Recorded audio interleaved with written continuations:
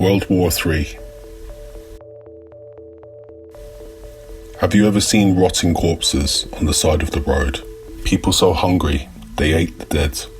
This was commonplace in the 2030s, around Russia's front line. The border was a barren, dark place.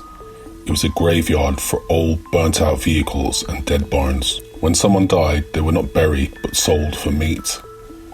Past the blockade was no man's land, and then North Russia. The freedom fighters of the South wanted democracy. That's what Dr. Minsky had in mind when he tried to unite Russia. But there were still communists. The old Red Guard still wanted socialism. The fighting had created South Russia when a separatist group took over most of Russia's north. Hence, communism thrived. For all the work that people did there, it wasn't rewarded equally. The military there had somehow made people work under an ideology, but when it came to people with higher ranks, they profited from the people's laborious work.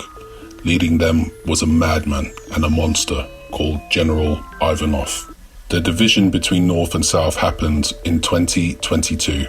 The world constantly worked to free Russia from the Communist Party, yet the division was inevitable.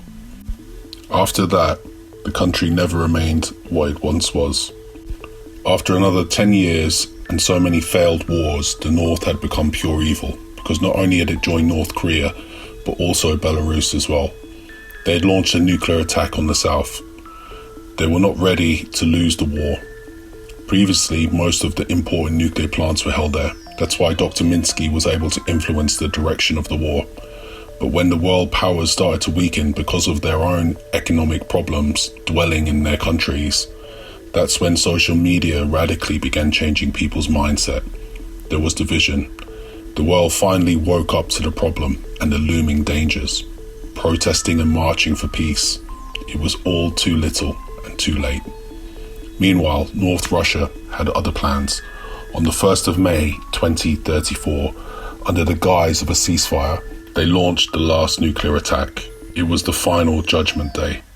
Sure, they had all but lost the war, but this was pure revenge, and had happened in secrecy.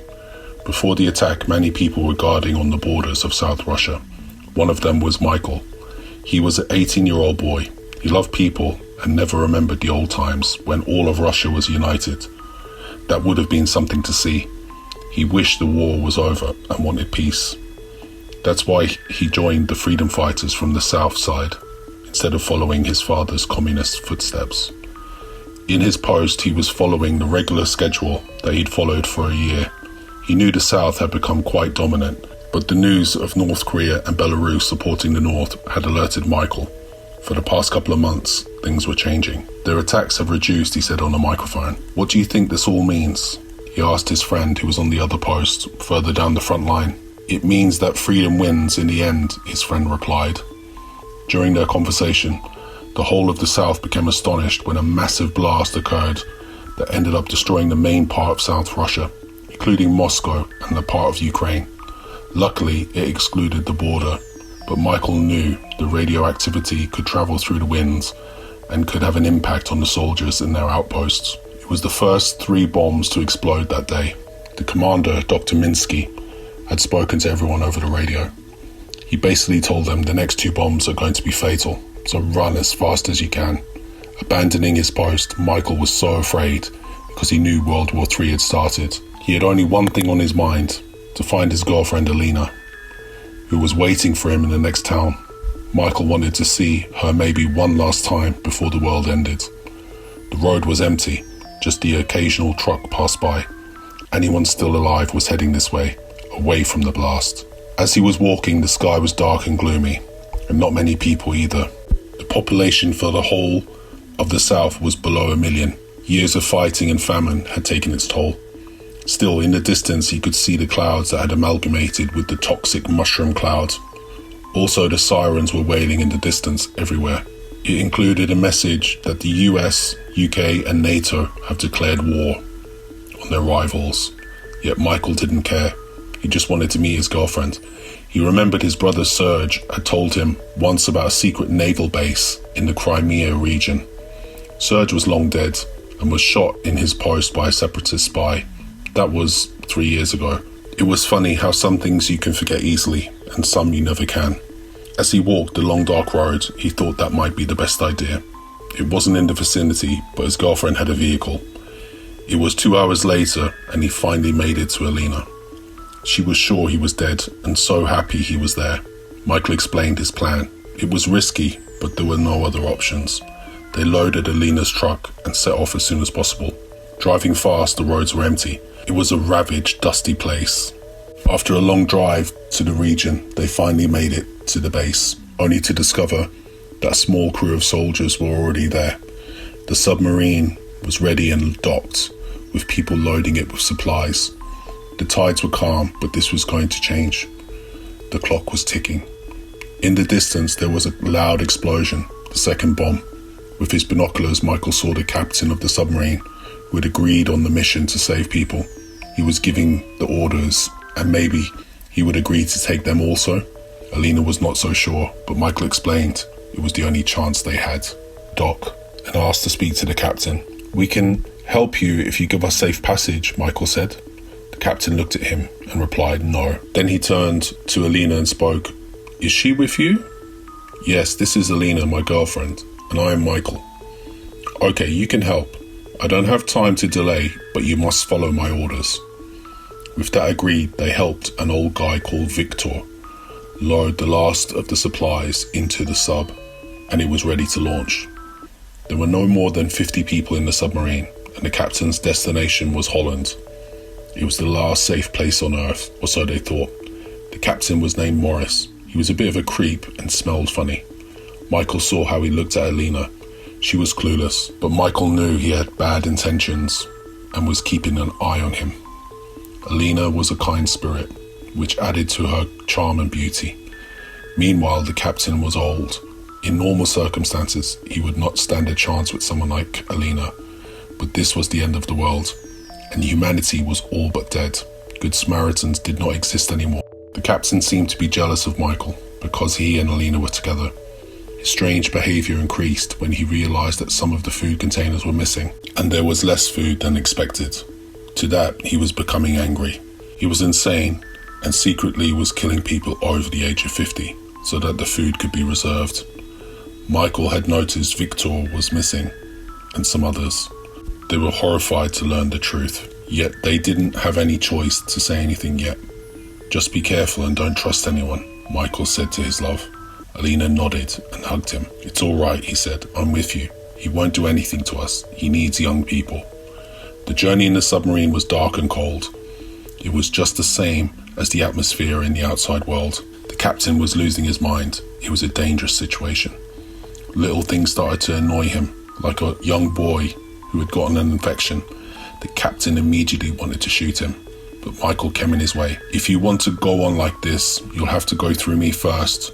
He's just a boy with pneumonia." "And what good is that to us?" replied the captain. Mikal told the captain that he would carry the boy on his shoulders if needed. He backed off and put his gun away. The boy was safe for another day. The crew were in shock. The captain was unstable, and anyone could be next. He didn't kill the boy, and Mikal knew it was the right decision, even though the captain looked at him with hate. He could be the next to die if the captain was not stopped soon. That's how he saw it. 12 hours later, the journey had started to feel too damn long. When finally they arrived in Holland, the sub docked. Relief turned to despair when they saw the place was already devastated by the nuclear attack. The whole crew suited up and ventured out to the city.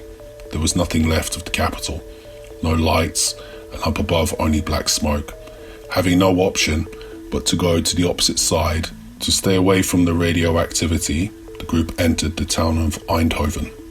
They met some survivors in town, a group of scientists and military personnel who were on their way to a bunker. It was 2 kilometers away. Just as they were speaking and getting to know each other, air raid alarms started to echo everywhere. It was the third bomb. Unknown to them, the warhead had already been released.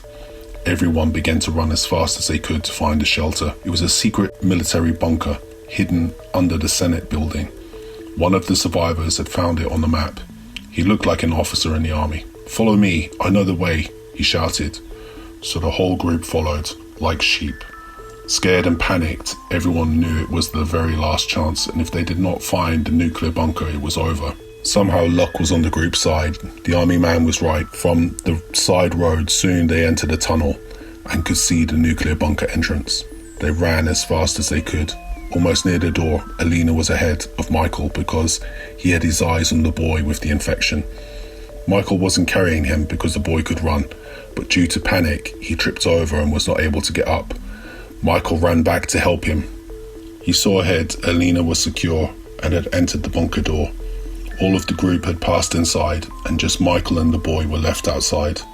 His shoelace was caught on some metal pipes, and Mikal frantically tried to untie it. Frustrated, Mikal pulled off the shoe and picked up the boy.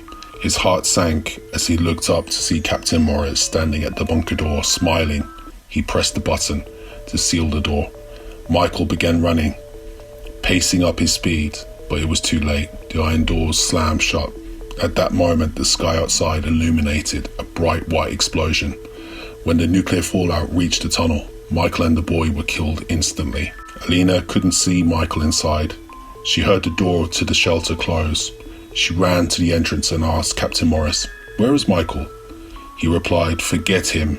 He didn't make it. You belong with me now." Alina fell down and cried. The blast could be heard inside the bunker. Most people screamed as they were in panic and fear, but the captain was happy. He looked at everyone. "I will take care of you all. If you don't make stupid mistakes, you won't end up dead."